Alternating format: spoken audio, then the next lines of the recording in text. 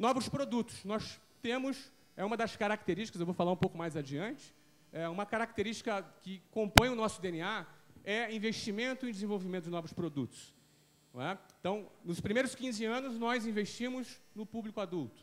Temos um foco no público adulto. Então, vocês imaginem, nas mais de 300 escolas da WiseUp, é formada por 100% do público adulto. O que é ótimo, porque o cara quer falar inglês, ele pensa assim, poxa, tá bom, vai lá, vou estudar inglês, tá bom. É preciso, né? É necessário. Não é um prazer, assim, eu vou no cinema, vou estudar inglês. Não, não é assim. O cara pensa, não, eu preciso aprender inglês.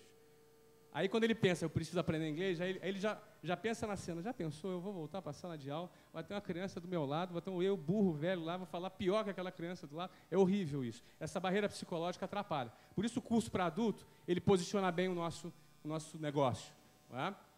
Agora, isso também gera algumas lacunas no nosso custo fixo. Porque quem trabalha vai estudar antes das 8 da manhã, vai estudar meio-dia, na hora do almoço, vai sacrificar um pedaço do almoço, e vai estudar depois das 5 da tarde. É o horário que ele pode, ou então aos sábados. Isso significa que nós temos algumas milhares de salas de aulas vagas nos períodos da manhã e da tarde.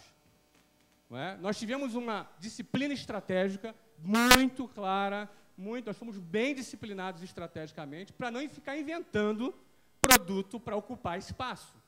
Óbvio, ocupar esse espaço significa mais rentabilidade para o franqueado que está ali na ponta, que já tem o seu custo fixo pago. No entanto, se nós temos hoje uma estratégia, a gente precisou, nesses 15 anos, ser bastante disciplinado para que a gente completasse o mix de marcas, para que, a partir do ano que vem, nós lancemos um novo produto, que é o WiseUp Teens, um produto voltado exclusivamente para as idades entre 12 a 16 anos de idade, que vão ocupar esse espaço ocioso sem se misturar, sem prejuízo do posicionamento voltado para o público adulto, que é, hoje, uma grande fortaleza e diferencial do nosso grupo. Além disso, ano que vem lançamos curso online também, que vai estar disponível aos nossos alunos, e também cursos de curta duração para fins específicos via satélite em toda a rede. Nós vamos ter cursos com especialistas fazendo esses cursos via satélite, ocupando também esses espaços. Não é? Isso também é um elemento fomentador, porque a cada novo produto você gera uma receita marginal, você gera um resultado marginal para o investidor lá na ponta, que é o franqueado, não é? Deixando ele mais satisfeito e fazendo com que ele abra mais franquias. Tanto é que hoje nós temos uma média de 4 franquias por franqueado. Né? Eu não queria interromper, mas chegou um rapaz bonito ali atrás. Fique em pé, por favor. Olha lá. Né? Acabou de chegar, seja bem-vindo. Eu não vou deixar de... Eu não sabia que ele vinha, mas não vou deixar de explorar a sua presença aqui. Quantas franquias você tem, Jorge? Entre funcionando e para implantar? 61. Isso, obrigado. Então, esse rapaz aí tem 61 franquias, não é? E 61 lojas, 61 franquias. Previsão de faturamento para 2011 de quanto nas suas franquias? 80 milhões de faturamento. Qual a rentabilidade prevista? A rentabilidade... Percentual.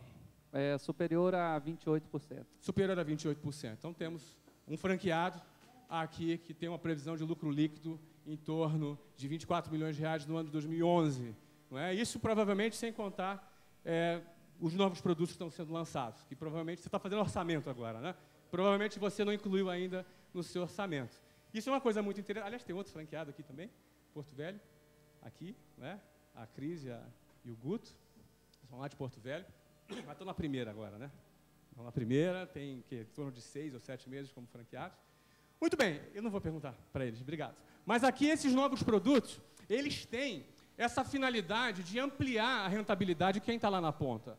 O investidor, o cara que comprou a franquia, geralmente o perfil da pessoa que compra a franquia, como o Jorge Brandão, era alto executivo de uma companhia líder do seu segmento no Brasil e decidiu investir no seu próprio projeto, né? Decidiu trabalhar para além do bônus no final do ano e encontrou aqui no nosso projeto um caminho que lhe possibilita investir e ter rentabilidade acima do esperado. Esse é o perfil, em geral, aí dos nossos franqueados. Outra coisa que também fomenta é a expansão internacional. Eu estou há 1 ano morando nos Estados Unidos, de onde nós comandamos aí esse grupo. Temos uma equipe muito boa de governança, uma governança muito interessante, mas essa mudança faz parte de uma estratégia para expansão internacional, que ela já tinha começado já há algum tempo. Temos 4 escolas na Argentina, não é? Nossa meta até final de 2011 é terminar com 12 escolas. Eu vim de Bogotá no início dessa viagem e estamos iniciando com um investidor local um projeto de 40 escolas na cidade de Bogotá e 80 escolas na cidade do México. E nos Estados Unidos, 30 escolas no estado da Flórida. São 49 milhões de latinos que vivem nos Estados Unidos, onde 50% a 60%, dados oficiais do governo, divulgados nos Estados Unidos, aliás, é muito acessível a informação e a pesquisa, entre 50% e 60% eles não falam inglês. O que representa para eles, imagina, se para nós é importante falar inglês, imagina o cara que mora nos Estados Unidos, né? Para ele falar inglês é a diferença entre fazer limpeza a vida inteira e poder trabalhar num shopping. É o impacto do ensino da língua inglesa para a vida de quem mora nos Estados Unidos. Obviamente, para quem não fala, é muito grande. E o nosso projeto na América é de 150 escolas, concentrados no estado da Flórida, Texas, Califórnia, Nova York. Se eu não estou me esquecendo, me ajuda aí, tem mais algum estado? Ô, Arthur? São os principais. Esses são os principais estados. Temos ali um plano de negócio bem interessante. Se eu fosse falar disso, daria mais uma hora só para falar de expansão nos Estados Unidos. E é um projeto bem interessante. Tá? Então, esses são elementos fomentadores que nos dá a segurança, nos dá a confiança de continuar investindo, de continuar apostando no setor e esperar para os próximos 5 anos esse resultado que eu quero que vocês conheçam aqui. Se nos próximos 5 anos, pode passar para a próxima, tá? Se nos próximos 5 anos nós continuarmos crescendo na mesma taxa que nós crescemos nos últimos 10 anos, se nos próximos 5 anos nós continuarmos crescendo na mesma taxa, o que não tem acontecido nos últimos 3 anos, daqui a pouco eu vou mostrar um gráfico, você vai ver que nos últimos 3 anos, onde houve um crescimento mais expressivo da nossa rede, a nossa marca teve um crescimento mais expressivo. Em outras palavras, a taxa de crescimento realizada ao longo desses 15 anos é menor do que a taxa de crescimento que nós tivemos nos últimos 3 anos.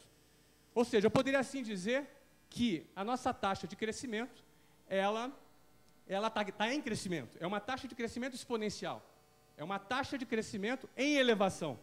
Se nós tivemos uma média de 55% de crescimento ao ano, e no ano passado nós tivemos um crescimento de 70%, e nos primeiros 8 meses desse ano nós tivemos um crescimento de 91%, projetar 55% de crescimento, ou seja, a média, não é, dos últimos 15 anos, é fazer um crescimento conservador. Isso representará 3.000 escolas apenas no Brasil, com faturamento de R$1 bilhão, lembrando, apenas na franqueadora, apenas nas nossas empresas, e um valor de mercado de 4 bi de dólares. Isso é o que nós enxergamos para os próximos 5 anos. Ok? Esse slide, ele representa justamente essa taxa de crescimento que eu falei para vocês que foi muito mais acentuada nos últimos 3 anos.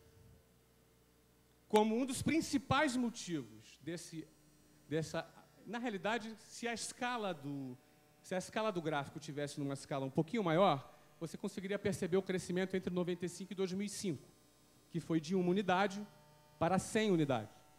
Então, na realidade, a escala não está aqui privilegiando a nossa visualização, né? Mas é possível você enxergar que nos últimos 3 anos foi quando houve aí um clique, houve aí um ponto, uma curva de inflexão maior nessa curva.